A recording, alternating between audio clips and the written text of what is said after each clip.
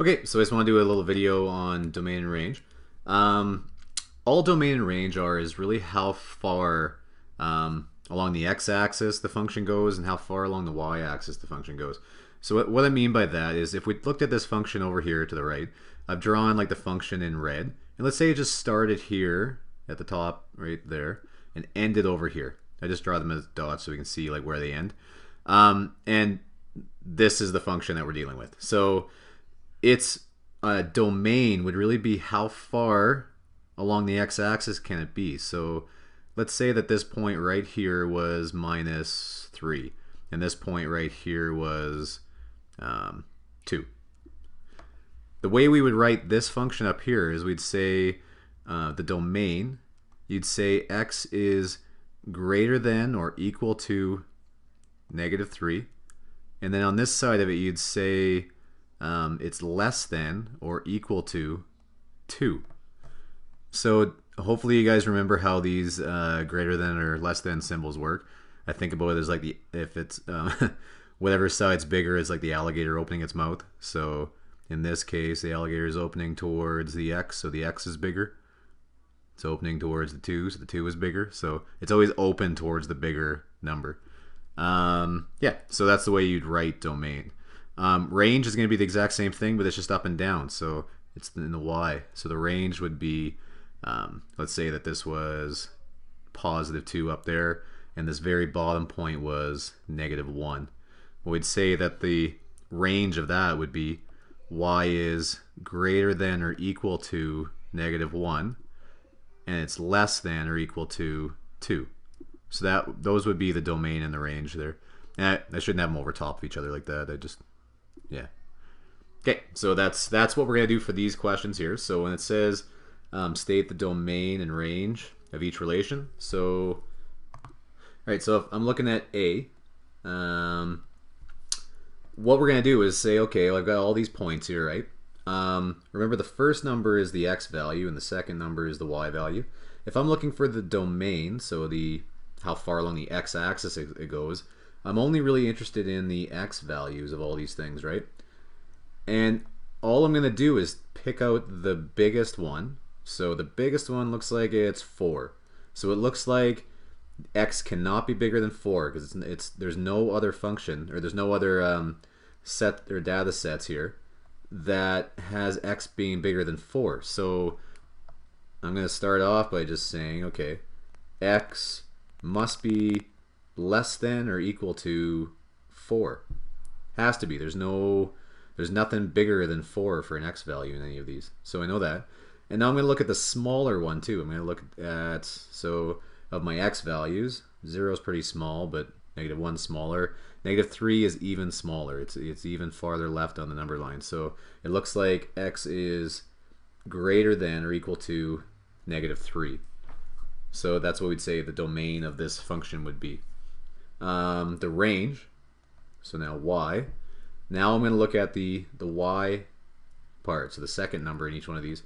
And if I find we'll do the biggest one again first. So biggest one, 8's pretty big. Oh, that one's 8 too. And then, yeah, so 8 has to be the biggest. So y has to be less than or equal to 8. And it's got to be greater than or equal to, it looks like, 3, 2, 1 looks like it's the smallest one. So it's got to be greater than or equal to 1. So that would be my domain and range for that data set. So every one of these is going to be the same thing. Just remember that in these type of drawings, that's our x and that's our y. Yeah. So you can do the same thing by looking at this one too, right? If I'm looking at maybe the range, I'd say that the range for this one would be y must be greater than or equal to, looks like -4, and less than or equal to 4. It has to be, right? It's anywhere in between there, but it's never greater than that, and it's never less than that. Okay, so go ahead and try the rest of those on your own. Okay, number 2. In each case, draw a graph on the domain of real numbers, which would represent a linear relation with one x-intercept of x-intercepts. Oh, sorry. That made no sense. This of x-intercepts, sorry guys, this should be written up here. Okay, so, yeah, sorry about that. So this first one, though, it says, so I'm just drawing a line, and it's a linear relation, right? So linear means like straight line. With one x-intercept, and it also includes all real numbers, so I can't just say for one x-intercept, I can't just go like that and leave it and be like, yeah, it starts there and it ends there.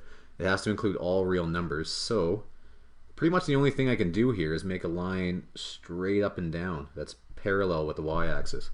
That should be parallel. And then no x-intercept, I'll let you guys figure that one out, and then an infinite number of x-intercepts. I'll let you guys play with that one too. Okay, moving on. Whoop.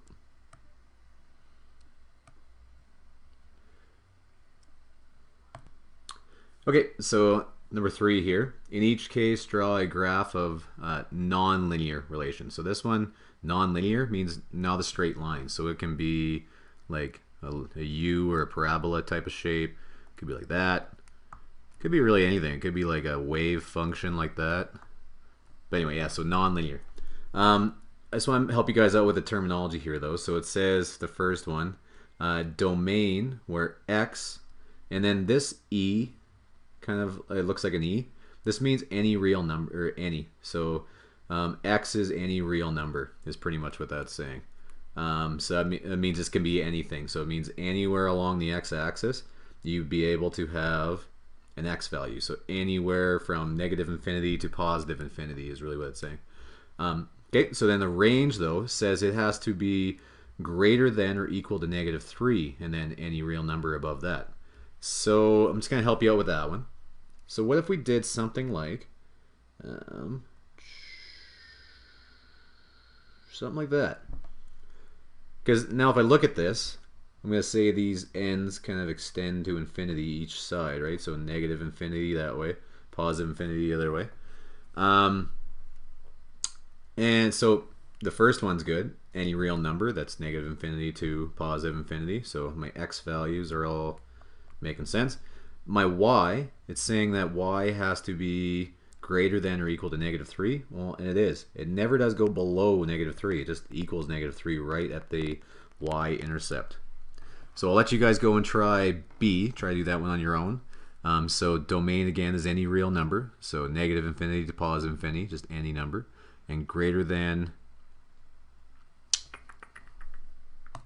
So we've got the same thing on this side, and again I made a mistake and put that R down there. That R should be right here.